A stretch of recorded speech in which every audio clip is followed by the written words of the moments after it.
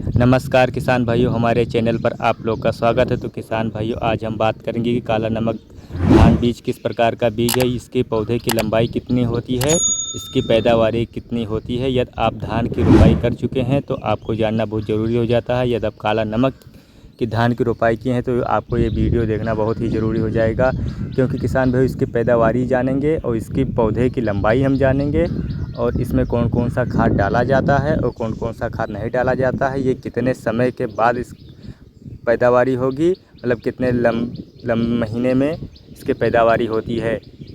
तो किसान भाई इसी सब बात पर हम चर्चा करेंगे। तो किसान भाई सबसे पहले हम बात करेंगे कि यदि हमारे चैनल पर आप नए हैं तो हमारे चैनल को ज़रूर सब्सक्राइब कीजिए और वीडियो के अंत तक ज़रूर बने रहना, ताकि आप लोग को पूरी जानकारी मिल सके। तो किसान भाई सबसे पहले हम बात करेंगे काला नमक धान बीज की जो रोपाई लगभग सब जगह हो चुकी है और ये लगभग पहला से दूसरा खाद डालने का समय हो चुका होगा। तो किसान भाई हम बता दें कि काला नमक धान के पौधे की लंबाई या ऊंचाई लगभग 90 सेंटीमीटर से लेकर 100 सेंटीमीटर तक होती है और इसकी टिलर की संख्या 15 से 20 होती है और इसकी रोपाई 20 सेंटीमीटर से 15 सेंटीमीटर की दूरी पर करनी चाहिए किसान भाइयों। और इसके हम बात करें इसके पैदावारी की 1 एकड़ में कितना होती है, तो 1 एकड़ में इसका पैदावारी लगभग 18 से 20 कुंटल प्रति एकड़ के हिसाब से होता है। जिस जगह 1 एकड़ में 5 बीघा होता है वहाँ पर 18 से 20 या 6 बीघा जहाँ पर होता होगा वहाँ पर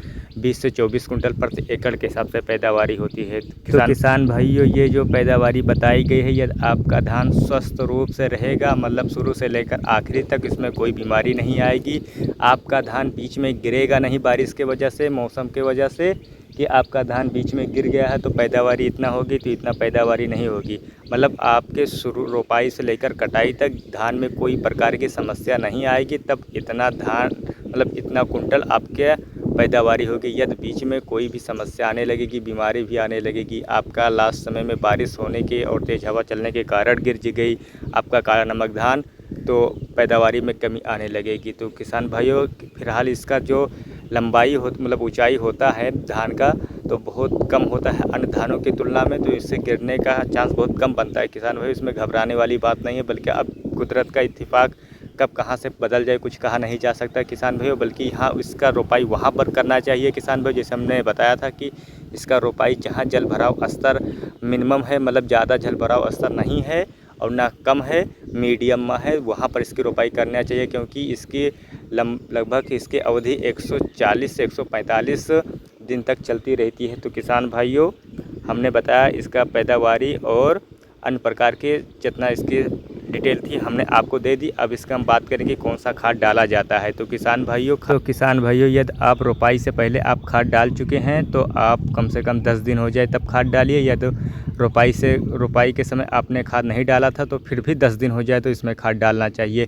क्योंकि जब धान नर्सरी से उखाड़ कर जब खेत में इसमें लगाया जाता है, तब कम से कम 10 दिन का हो जाए, उसमें जड़ नीचे से फैलना शुरू हो जाए और धान हल्का सा हरा दिखाई पड़ने लगे, कि ऐसा महसूस हो कि हाँ धान पकड़ लिया है जड़, उसका जड़ फेंकने लगा है, तो उसमें खाद डालना चाहिए। तब जल्दी से धान हरा भरा होता है और अपना अच्छा से कल्लों की संख्या बढ़ाता है। तो किसान भाई इसमें खाद डाल देना चाहिए। यूरिया लेंगे, यूरिया हम लेंगे 8 किलो प्रति बीघा, मतलब 40 किलो प्रति एकड़, और लेंगे 5 किलो कैल्शियम प्रति बीघा, और 1 एकड़ के लिए लेंगे 25 किलो प्रति एकड़ के लिए, और 1 किलो जिंक 1 बीघा के लिए, और 1 एकड़ के लिए हम लेंगे 5 किलो जिंक और इसमें डाल देंगे। तो किसान भाई इतना खाद लेकर हम काला नमक के धान में 10 दिन हो जाए तो हम डाल देंगे, तो हमें बहुत सा अच्छा रिजल्ट मिलेगा और कल्लों की संख्या बढ़ेगी किसान भाइयों। और जो खेत में जिस तत्व की कमी रहती है, जिस पोषक तत्व की कमी हो जाती है